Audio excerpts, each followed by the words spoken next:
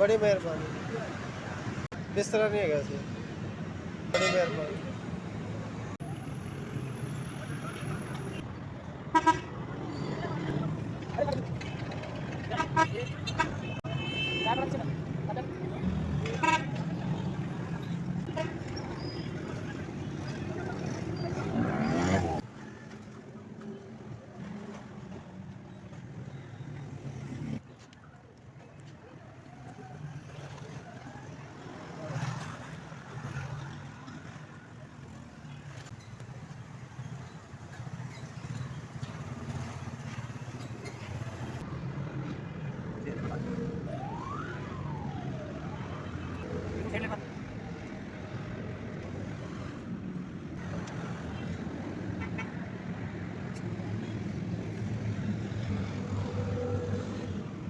तंदुरुस्ती दे, ईमान की सलामती दे, जिसने हमारे लिए ये मेहरबानी की है भाई।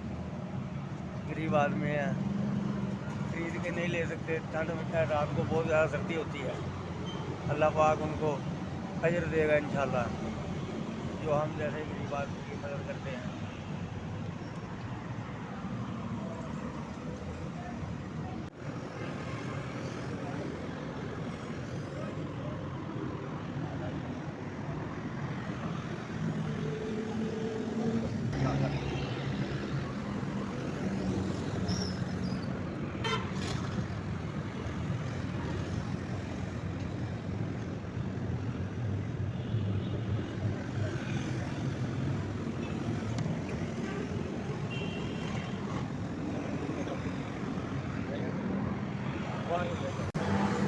मैं फालिस का मरीज हाँ जी, ठंड बड़ी लगती है, ਤੁਹਾਡੀ ਮਿਹਰਬਾਨੀ ਆ।